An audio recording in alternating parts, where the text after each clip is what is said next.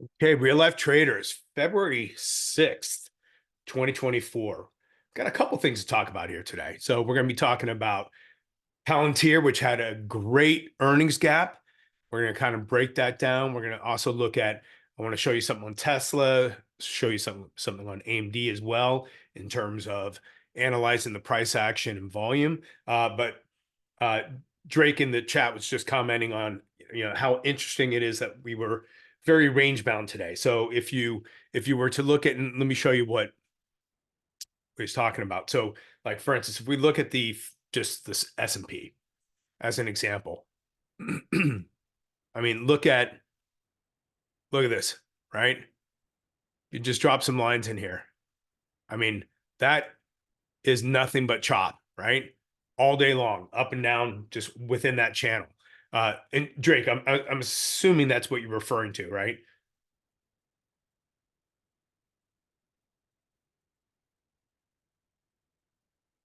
So hard to trade something like that. Yeah, that's what Drake was looking at.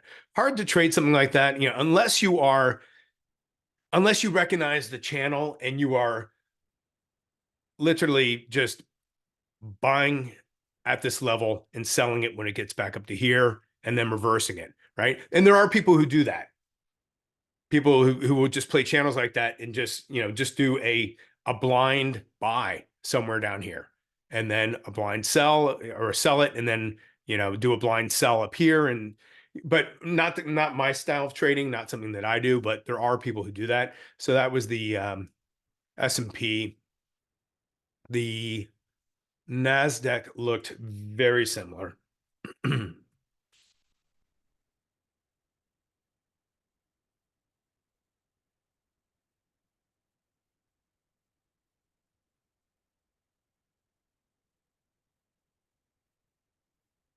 So again, just a channel, right? All day long, back and forth within that channel.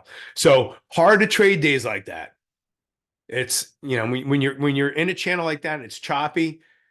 Sometimes, and Ricky mentioned it, he didn't take a trade. So sometimes no trade is the best trade at all, right? Sit on your hands and wait, right? Tomorrow's another day. You don't have to trade. And that's, I think, one of the things that most new traders and developing traders get hung up on is that they feel like they have to trade.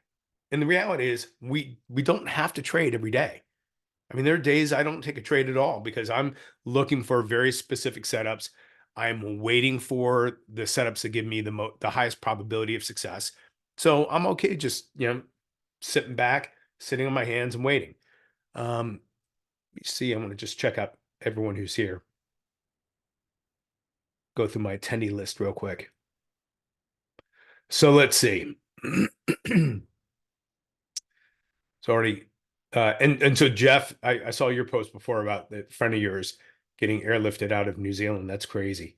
Let's see.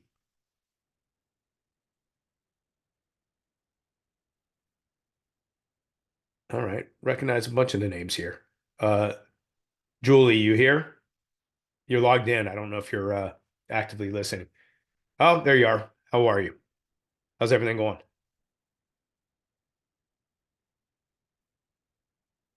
All right. Okay, we got a bunch of the usual suspects. I see Albert here and Al and a bunch of others. So okay, cool. Andrew Castro, Utah. Yeah, absolutely. So Andrew, if you let's see, Andrew's asking for my link to my YouTube channel. So if you just go to YouTube and at the top there, you just search, use the at sign, and then at um yeah, I think that's how you search it. Yeah, just put at and then stock traders journey. So let me put that in the chat here. So it's at stock traders journey, and that should pull up the channel, but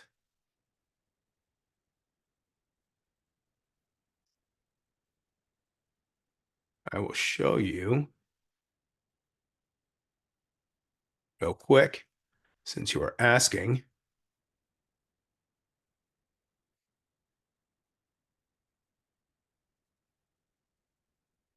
So right up here, if you just go at stock trader's journey, there you go. So here's this is it right here. Here's the actual channel. Pause that so we don't have to listen to that. But anyway, that's it. Okay. So that's how you find it. Good. Awesome. Okay. All right. So let's talk about, first of all, PLTR. Anybody here have a position on Palantir? Just curious if anybody was in this already. So I was sitting on shares. I know DJ Dan, he was sitting on shares. He and I were communicating about this morning with this gap. But I mean, first of all, look at that gap. And anybody here, just I'm curious, I didn't go through the entire attendee list, but is there anybody here that's brand new to real life trading right now?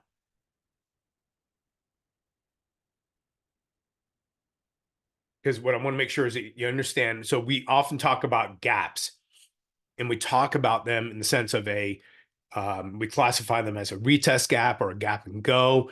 This is a great example of a bullish gap and go. So look at yesterday's candle, right? And look at the volume. So a lot of selling yesterday, very bearish candle. Look at that volume. I mean, just look, if you, again, always look left, compare this volume going left, and there's nothing in this. So the chart we're looking at is 3 months worth of data. So I'm curious if we go farther out. Let's go a year out. Yeah. So the last time prior to today, yesterday, the last time there was that much volume was way back in this area here, and then certainly back here. Right. So we're talking quite some time ago. And yesterday's volume was just, so think about the amount of short sellers that got in yesterday, and then what happened today. Boom. Like people were just completely trapped, right? So when you're looking at a gap, right, what you want to ask yourself is, who's trapped from the day before or several days before? And if you just look at this area here, right? So let me pull this up. So look at just right here, just this, the number of days of selling through here, right? So anybody who would have gone short through here, and especially yesterday with all that volume, all those people would be trapped. And so what do people have to do if they are short and they need to exit the position? What do they need to do? So Andrew, think about if they sold to enter the position, right? If they're short, so they sold to get into it. Yes, exactly. I knew you knew what it was. Yeah, they have to buy it, right? So if they're short the position, in order to get out, they got to buy. So look, I mean, when you look at what Palantir did on the look at what Palantir did on the open.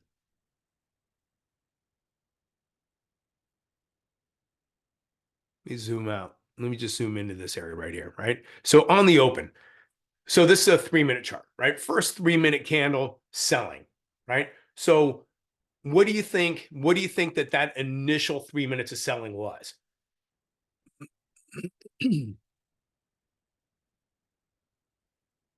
So the initial selling.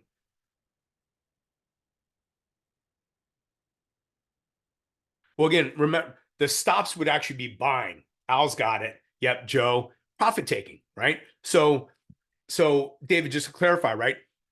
If people went short here, their stops were up here. Again, if their stops were hit, then that would mean they would have to buy to exit their short position. What you're seeing here, right, is anybody who got long through here, and yesterday, keep in mind, right? I mean, yes, it was a bearish candle, but there were plenty of people who went long yesterday. So anybody who went long through here, instantly profitable, right? So what do most people do when they get a gift from the trading gods like that? they take their profit, right? So you got to, and the reason I'm mentioning this is just so you can anticipate, right? So that when, if you're in a trade like this and you get that kind of a gap and the initial candle is red, you don't freak out and exit the position, right? Because people's emotions, their tendency might be like, oh, wait, yeah, gapped it, but I don't want to give up any money, so I'm going to exit the position. Well, if you know to expect that initially there are going to be people who are going to be profit taking, and by taking profit, they're selling. So that's going to cause the price to go down some before it goes up. So that's all that happened here, right? 3 minutes worth of profit taking, and then off it went. So what's Ricky was talking about that. So this is a 3 minute chart. And you know, if you look at this, yeah, you could have just taken the break of this candle. Now, it's not a trade I take. Although I'm going to say this, there for a few years ago, and I would have to start back trading it again because it stopped working at one point.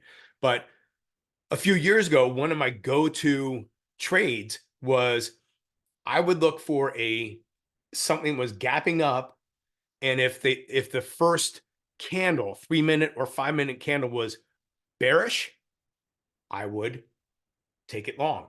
I would just bracket that candle and go long. Now, that used to, again, the market is cyclical, right? So something that works at one point will eventually stop working, but then if you wait long enough, it comes around and starts to work again. So this particular strategy where if I got a gap up and the first, you could do this on a 3 minute chart or a 5 minute chart, doesn't matter, but you could, whatever that first candle is, if it's a 3 minute candle, 5 minute candle, if it's a bearish candle and a gap up, bracket that, go long. Or if it's a gap down and you get a green bullish candle, then bracket it and go short.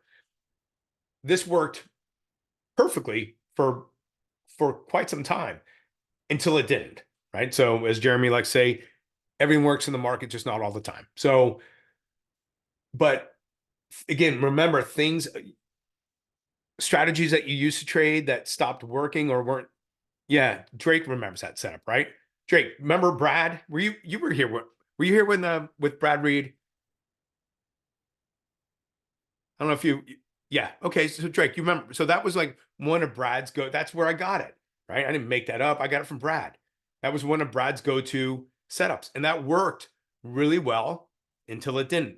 It'd be curious to start doing some back testing on it and see, because again, things do come around, and so if something stops working in time, you go back and you look at it and it might start working again. But on this here, right, you didn't even get a shot, right? Unless you took that break, this never even gave you an opportunity, right? So as this started going up here for the first, hour of the market, right? Nothing but pushing higher. I'm not going to jump in, right? I'm not going to get into that trade up in here, right? You missed the move. So what do?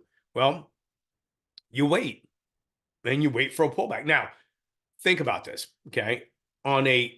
First of all, my rules say that I cannot on a bullish gap and go, or just say on any gap and go, I cannot fade a gap and go that's in my trading plan. So what that means is if it's a bullish gap and go, I cannot go short on that at any time during the day. So I created that rule because the number of times I tried shorting a gap and go, because gap and goes typically, and I say typically because years ago, this was a rule that you could follow, that gap and goes were very strong and you would not risk going against them. But again, over time, that changed some. And I had noticed that the gap and goes really weren't as powerful and strong as they were several years ago. But this was a very strong gap and go. So I just have it in my trading plan that I cannot fade a gap and go. So meaning if it's a bullish gap and go, I can't go short, or if it's a bearish gap and go, I can't go long. I just have that in my plan, and that's just eliminates my temptation to trade that. But could you have gotten short here? Sure, you could have. But thinking about trading with the trend, right? If you didn't get into, just trying to squeeze this out a little bit. Maybe I'll go to a 5-minute chart, make it a little bit easier. So if you didn't get in here, and it really didn't give you the opportunity unless you did bracket that first candle, right? What do? Well, you wait for the pullback. And so when you go, okay, great, pullback, but where does it pull back to? Okay. If I'm looking for a pullback after this initial move, where do I look to get in? Let me just remove these lines. By the way, these lines were there because this was my previous. So today when it was gapping at the pre-market wise, I went in and said, okay, well, I was looking to see exactly where it was going to gap to. And this was my original overhead resistance, and it was gapping just above that. So I like that gap because it was getting above that level to begin with. And then this was the next line I drew, which was, and I'll get into it, but this was when I was looking to sell some covered calls, and I dropped in that line because if it got right up into here, that's where I wanted to sell my covered calls. Ended up going higher. So my covered calls were all sold basically right near the top here. Here's that line right here. So this line right here is right here. So right when it got into this area, that's when I started selling my covered calls. But I went into it with a plan, right? I knew ahead of time where I wanted to sell because does anybody here sell covered calls? I'm kind of jumping all over the place here with the presentation today, but I'll pull it all together. Yeah. So when you're selling covered calls, okay, for those of you who are not familiar, if you're listening to this, you're not familiar with covered calls, all you're doing is if you own shares of a stock, 100 shares of a particular underlying stock equals one option contract. So what you're doing is if you own shares, you can sell what's called a covered call. Again, I'm not going to break down all the details of covered call, but you sell against the shares that you have.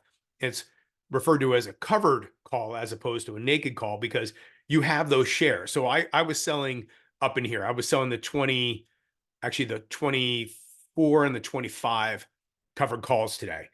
And all that means is if when those options expire, if price is at or above those levels, the broker takes my shares away, but I keep all the profit and I keep the money that I was paid for selling those covered calls, which I'm okay with. So, but also when you're selling covered calls, you want to do it on a big day, right? And this was a perfect day to sell covered calls. So I don't know if Julie, Joe, or Drake. I don't know if any of you sold or if you own this, but that would be the perfect day, right? Perfect day to sell a covered call on a big giant candle like that. So you don't want to sell covered calls on a small candle, right? Like this one right here. That's not when you want to do it. This candle right here, certainly the candle that we looked at today, those are the candle. And I actually sold covered calls back here. And you can just rinse and repeat, right? So if you don't get called away, meaning they don't take your shares because because it expired in the money, you can just keep doing this. And so I've been selling covered calls on Palantir for months now. So ever since it bounced off the low of, I'm not going to look it up, but whatever it was, $6, $8, I've been selling covered calls. But this is the perfect day to sell covered calls. A big bullish day. That's what you're looking for. So anyway, back to here. That I just want to explain. That's why these lines were here. Because again, knowing that I wanted to sell those covered calls, I went into it with a level where I was going to look to sell those covered calls. So as soon as it got up there, that's when I was looking to sell. So I had those lines in there and just creating a plan before the market even opened.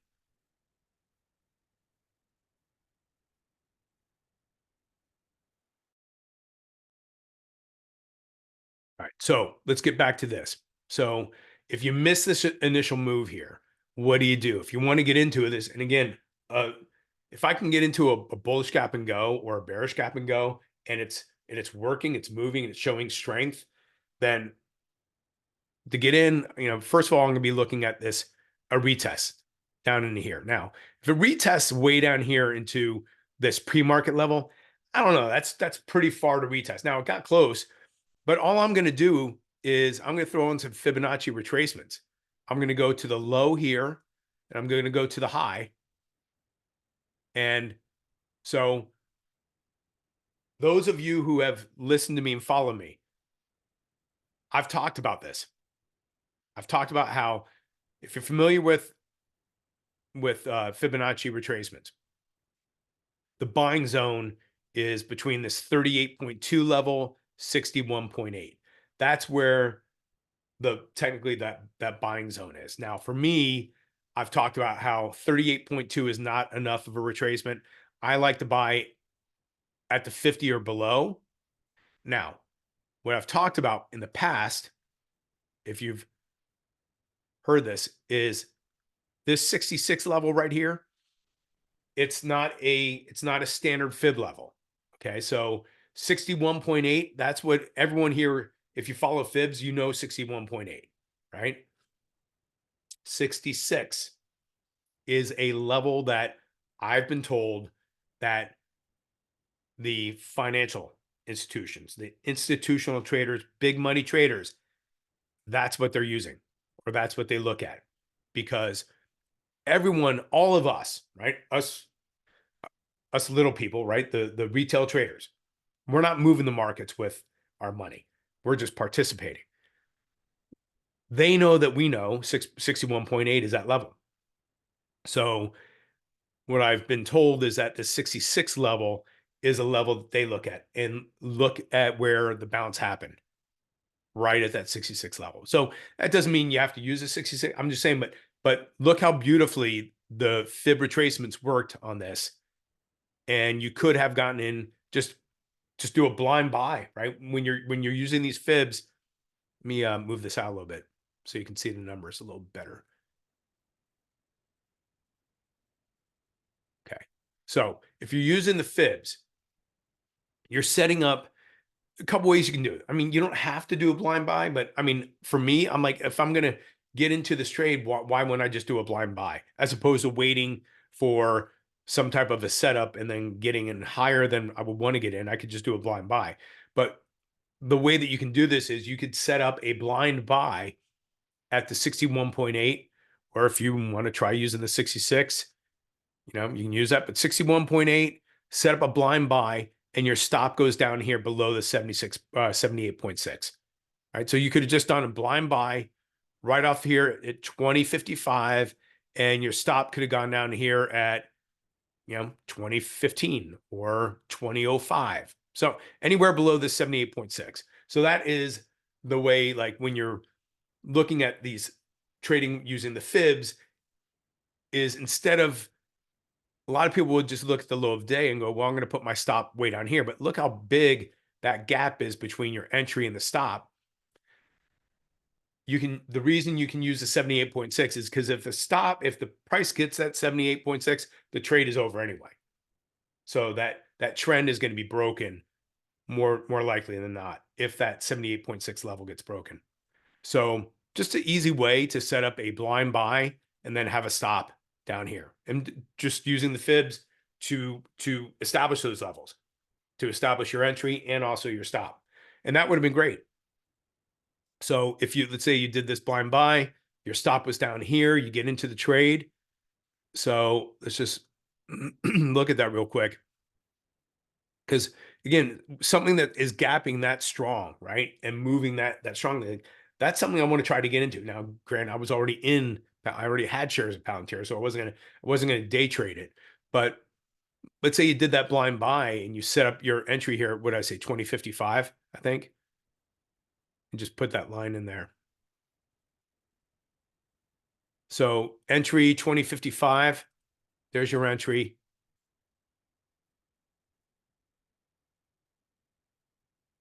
Stop down here. I said like 2015. was perfectly fine. Right here, there's your stop. So Albert, the logic of the 66 to versus the 61.8 is just that from what I've been told is that the institutional traders, they like to try to buy off the 66 level because they know that all of us retailer traders we're focused on that 61.8. So what will happen a lot of times is that people, especially if people put their stops too tight, they will get triggered in at 61.8, and if they have a really tight stop, the 66 will take them out, and then price bounces. Just something that I've been told, right? I don't have any like hard proof to provide to you, but just what I've been told, that the they know that. And if you back trade it and throw fibs on and see how often that 66 level is actually hit, right? Because it shakes people out, because people think, oh well, it shouldn't go below 61.8. Well, it can, and the institutional traders actually will basically force that to happen because they know that the retail traders are there and they can easily get shaken out. So let's say you took this trade. Let's just say you did a blind buy here, stop here. Let's just look at and see this is a 5-minute chart. Let me hide this a little bit. So let's take a peek and see how well. Well, so Albert, the reality is our orders, yes, our orders can be seen 100%, right? So, we as like Albert, you ever take a look at the level twos? You ever trade off the level twos? Yeah, it's hard, right? It's very hard, but yeah, they can see our orders for sure, right? It's not like our orders are in the dark pool, right? But so they know where those orders are, and it's easy to see. And also, if they can, you can get down into like the lot size, and if there's a ton of small little lot sizes, who do you think that belongs to? You and me? Right? Yeah, and the algos too. The algos are running the price. Yeah, there's all kinds of factors, right? High frequency traders. So let's say we got into this, and you're looking now. You get into the trade, stop down here. So let's just. I know we've talked a bit in the past about the 5-minute 2-bar trailing stop, right?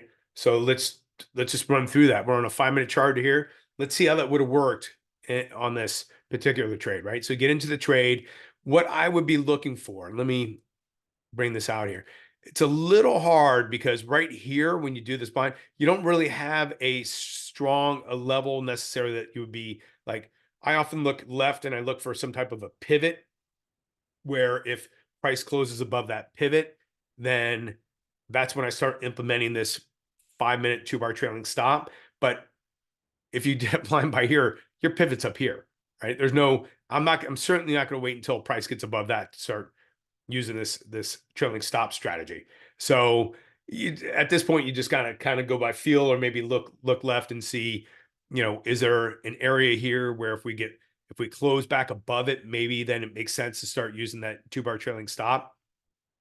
But typically when I'm using it, there's a closer pivot here that I can say, okay, if like, let's say if there was a pivot right here and I said, okay, well, if I get a strong close above that pivot, I'll start using this 2-bar trailing stop. But in this example, the pivot's right here, so far away. It's the high of the day. But let's just, for argument's sake, let's say, price starts moving up here. So you could say if you got triggered in on these candles, you could implement the 20-minute rule and just say, okay, well, I don't really have a pivot. So maybe I'll just say, okay, after 20 minutes, I'm going to look to move my stop, right? You can have a time, right? Build that right into your trading plan so that in a situation like this where you don't have a pivot close by, that you could say, as soon as price closes above that pivot strongly, I'm going to start using a stop. You don't have it, right? So you can have a second rule which says, Okay, if I don't have a pivot that I can use, I can just wait 20 minutes. So let's say this candle triggered you in, right? So this candle gets you in 5, 10, 15, 20. Okay. So on that candle, let's say you want to start looking, moving your stop. Okay, great. So next candle comes in here.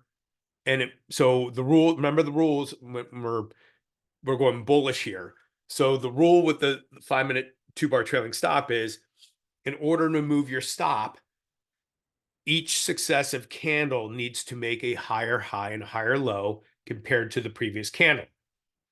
If you get a candle that doesn't make a higher high and a higher low, you have to wait until one does make a higher high and a higher low compared to the last candle that counted. And I'll explain that. So on this candle here, did this make a higher high and a higher low compared to this one? It did.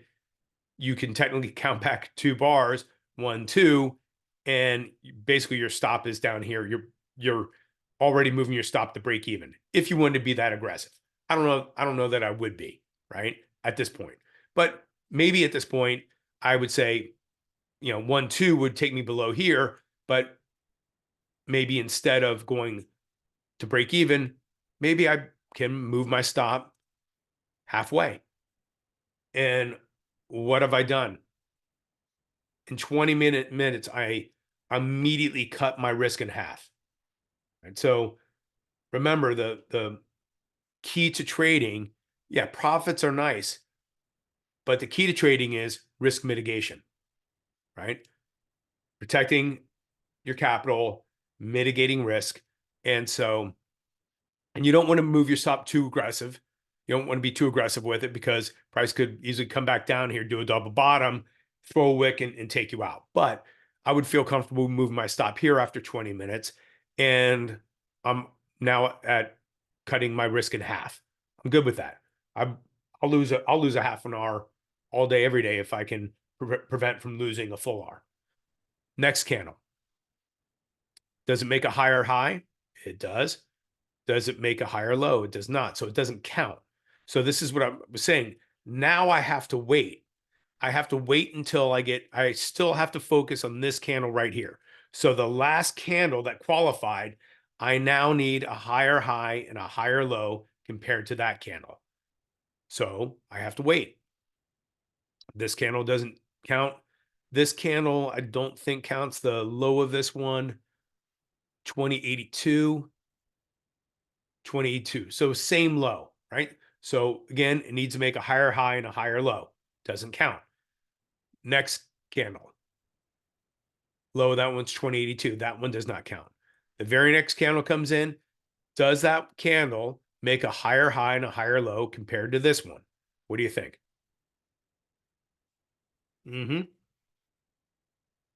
Absolutely. So count back 2 candles off this one. 1, 2. Well, I'm not going to put my stop underneath that candle. So keep in mind, when you count back, you got to apply some logic to this. So if I count back 2 candles off of this one, 1, 2, well, look at the lows of these candles. It would be too aggressive, in my opinion, to move your stop up into here. So I'm going to go and I'm going to look at this and say, well, this candle and this candle, those are the ones that I really want to be below, not this one. So at this point, I can move my stop here. Okay. So after this candle came in, count back to 1, 2, but I have 2 candles that are close by that have lower lows. I'm just going to use those. Now, what have I done? Where's my stop now?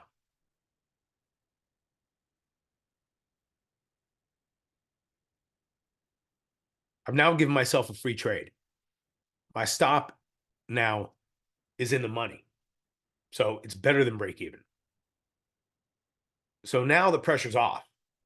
Now I can just sit back and just methodically move my stop using this trailing stop method. Right? So my entry was right here. So now I'm even if it comes down here, I'm getting taken out. I have a profit. I'm not losing money, and I'm not going to give back money on this trade. So this candle came in, higher high, higher low. Yep. And then I have to wait. This does not count, right? Because this did not make this made actually lower high and lower low. This one doesn't count. So now I got to get back above this candle, right? That's the candle now that this was the last one that qualified. So that's the next candle that I have to wait for the higher high and higher low against. So none of these candles count. This one comes in and I get a higher high and a higher low compared to this candle, right? So again, I gotta stay with the last candle that qualified. Off of this one, count back 2, 1, 2. Well, I'm not gonna put my stop below here because this candle and this candle both have similar lows. So I could go, let me take that stop, activate it. I could go here. So now my stop is, slowly moving up. Next candle, does it make a higher high, higher low? It does. Count back 2, 1, 2. So I'm still right where I am. So I'm not gonna do anything. I'm just gonna, my stop is in a good place. It's below VWAP. This is VWAP right here, the yellow kind of goldish line. I'm not gonna go aggressively move my stop. I'm just gonna give it time, right? Next candle, it does not make a higher low, but it makes a higher high. It doesn't count. Next candle. Okay, this one counts. Well, if I count back 2, 1, 2, I'm not moving my stop underneath here, right? Those candles, look how small those candles are compared to most of the candles that have taken place, right? So you just have to apply, again, a little logic here and think, okay, well, I'm not going to follow this rule to, the exact word. I'm going to be a little flexible with it. So even still with this one, I go back 2. I'm not putting my stop here because so I might move this up a tiny bit. I'm still looking at this last pivot right here as being my good stop placement. And look what happens. It pulls back. So by not being too aggressive with the stop movement, I'm giving the trade time to work. I'm not risking getting taken out of the trade too early. So I have to wait now for a higher high and a higher low compared to this candle. That doesn't happen until here. So by not moving my stop, I wouldn't have gotten taken out of this trade, right? Because it wasn't logical to move it up here. But when this candle comes in, I count back 2, 1, 2. Well, I'm going to look at the low of this candle and look to see if there's a pivot close by, and there is right here. So now my stop is going to go below that candle. So I'm looking at this now and I'm thinking I'm probably locked in for about an R right now. All right, here was my initial entry, stop. Let's just do this out of curiosity.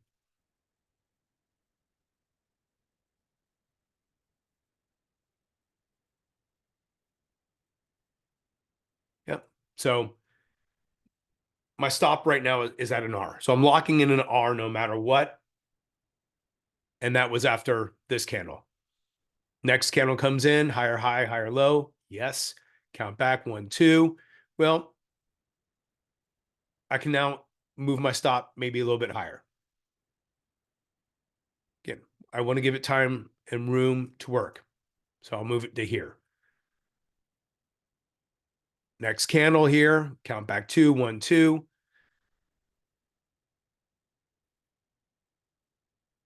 So now I can do that. Keep going. Let's move up to this candle because we did continue making higher highs, higher lows. This candle, count back 2, 1, 2. And keep in mind also, and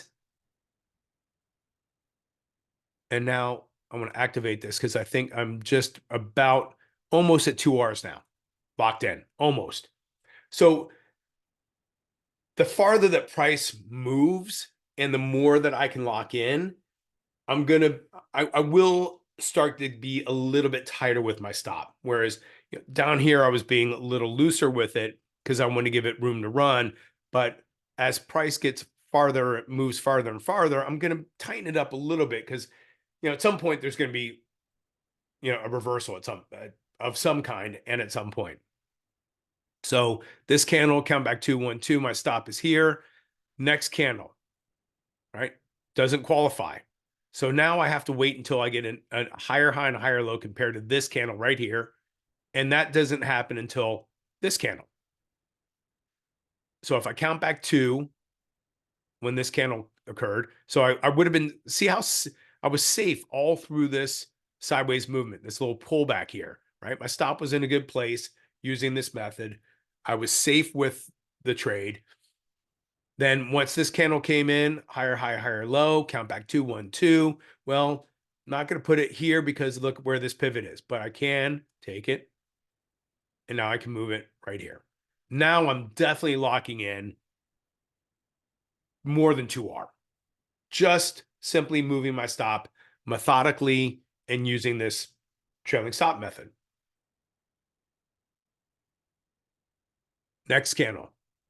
Yep, higher, higher, higher, low, count back 2, 1, 2. So again, I don't want to be too aggressive, but I also now I do want to be a little tighter with it, right? Because I'm not looking to give back after I've already achieved 2R. I'm not gonna be looking to give much back on this. So if I on this candle, but it's a small candle, so you just want to play it smart. If I count back 2, 1, 2, technically my stop could be below here. It's right here now, so maybe, and I have another pivot here, so I think it's in a good spot. I might just bring it up a little bit, tighten it up more, right? Just to be patient. Then and again, because the size of the candles do matter to me, right? Small candle is not a great one for me to want it to move my stop on. But then I get this one. That's a nice looking candle. Higher, higher, higher, low. Count back 2, 1, 2. Now my stop can go below this one. And I will do that. Again, the reason I felt more comfortable doing it here than here is it's a bigger candle. Does that make sense to everyone? That because it was a larger candle, to me, there's more conviction in it versus a small candle.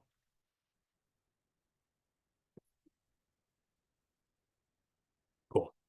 All right. So now I have to wait for a higher high and a higher low compared to this one. This one does not count. Then we get this beautiful one right here.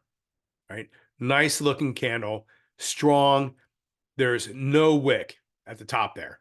So what that tells me is there was buying right through the close of that candle. No wick at all. So to me, that's conviction. Count back 2 candles after this one, 1, 2. Well, this has a lower low than that. So I'm going to use that candle right there. And I'm not going to get right up underneath it. I'm going to just give it a little room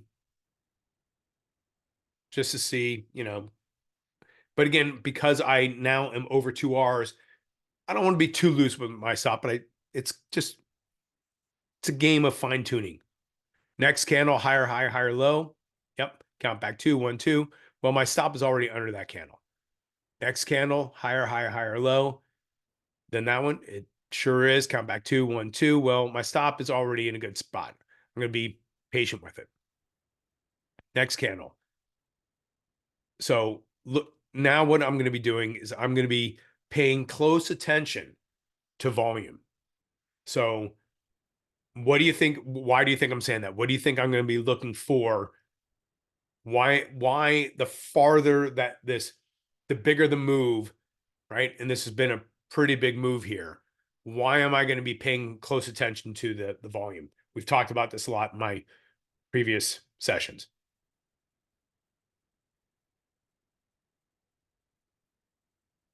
No, why am I just the opposite, right? So what I'm looking for, okay, is a volume spike at the top of a move.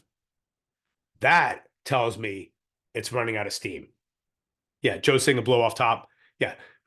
However you want to look at it. But so Julie, what I'm looking for is I'm looking for excessive volume and a candle. Look, so for instance, this candle, which I said was very strong with conviction, look at the volume on it, right? It was about the same as everything else. If you look left, nothing spectacular about that volume, but it's a really nice candle. Now look at this candle. Look at this candle compared to this candle, and the volume is almost double. So break down that candle right there, right? This one right there. Spinning top. Equal wicks top and bottom. And so there's indecision now. And so I know that at some point this is going to reverse. So I am thinking to myself now, if I see a volume spike, I'm going to be aggressive with I'm going to really tighten up my stop, because that is a sign to me that the reversal is coming. And I'm always looking for that volume spike. And so, Julie, if you go to my YouTube channel, I got, and I know you were here for a couple of my other sessions on analyzing price action and volume, but I really break down all the reasons why I'm looking for volume spikes at the top of a move and the bottom of a move. And typically I'm looking for those as a means of taking the trade the opposite direction. So meaning if I'm looking for a volume spike at the top of a move, I'm looking to get in to go short. Okay. Or if I see a volume spike at the bottom of a move, I'm looking to get long. And so I use those for reversal plays, but for reasons that I stated originally, that I don't counter trade gap and goes, meaning I wouldn't be able to take this bearish anyway. So in this example, I'm just showing you how you could have gotten into this trade bullish using the fibs, and then how you could manage this trade on the way up. So each of these candles, and notice how after this candle, very, very nice looking bullish candle, a lot of conviction, no selling at all on top, no selling pressure. And then what do you get? A series of small indecision candles. That's another telltale sign that you should be looking for some type of a reversal. Okay. And then when the volume spike comes in, for sure, I'm going to be looking. So when that volume spike came in, now granted, that didn't make a higher low, made a higher high, but all of these, I could have technically moved my stop. But at this point, when I see that candle right there with that volume spike, I'm going right here. I'm going to move my stop right underneath it. Okay. Because to me, again, from my experience, I know that volume spike is a good indication. Doesn't mean it's going to happen every time, but it's a good indication of a reversal coming. So next candle makes a higher higher and a higher low. Yep. If I count back 2, 1, 2, my stop is already where it's going to be. So by the way, let's move this. This was my gauge for the R. So what am I, about 3.5 R's where my stop placement is now? Because when I just moved that line there, that was 3 R's, right? So I'm just gauging that's about another half an hour there. So about a 3.5 hour trade right there. And you don't even have to take profit. Just let the trailing stop do the work for you. Okay. So the last candle that qualified was this one. This candle comes in. So I can't do anything. My stop is just going to remain where it is. And then it rolls. And so I would have gotten taken out right there. Could this have kept going higher? Yeah. And if it did, I would have continued to move my stop methodically using the strategy. But for the strategy, the idea is just to give it room to run if it continues to run. So I would have gotten taken out right here, but I would have been trailed out, not stopped out, right? Stopped out means you lost money. I would have been trailed out here, but I would have been trailed out at 3.5 R's. I mean, that would be who here would not want to have a 3.5 hour trade, right? And no pressure, right? That's a thing I love the most about when you can get into a trade, get your stop above your entry if you're going bullish, and just sit back, right? And it's just a methodical way. Let's see, Albert, could stop trading for a couple days after this. Yeah, you could, right? 3.5 R. I mean, that's a great day of work, right? One single trade, 3.5 hour. Certainly take the rest of the day off, right? I probably there would be no need to take another trade. And and that's a good point, Albert, because what do you think most people do? They get a 3.5 hour trade like that. What do you think they do? You think that they shut it down, or you think they look for another trade? They give it back 100%, right? They give it back. Why? Right? You get a trade like that, say thank you, shut it down, walk away, go enjoy your day, right? Go walk on the beach if you live near the beach. Go, you know, see your kids, play with your dog. I don't know, right? But after a trade like that, there's absolutely no reason to look to take another trade. Just shut it down, walk away, take your profit, enjoy it. And that is, if you got into this would have been in at what, 10:50. You would have been out here at 1:20. So few hours, right? Few hours, but to make 3.5 hour, I'll do that. I'll take that all day, every day. All right. And there he is. Perfect timing. I'm here. There's Perfect the time. master. Sweet. Ooh. Dude, look at that volume profile on Palantir. Good for you, buddy. Well done. Uh-huh. So I was walking them through because I was already I had a bunch of shares of Palantir already.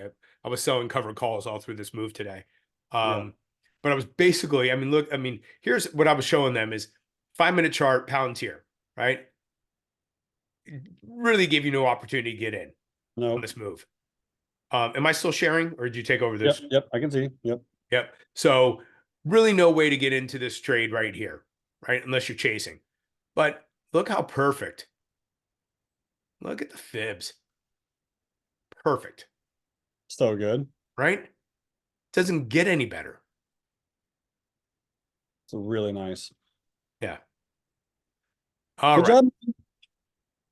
So, yep. So there we go. It is you. It is the afternoon room. I got it. All I right, got it from brother. here. Thanks, homie. Yep. All right, party people. Let's do it. Give me 1 second. No, no, no. No, no, no, no. Let me stop the recording.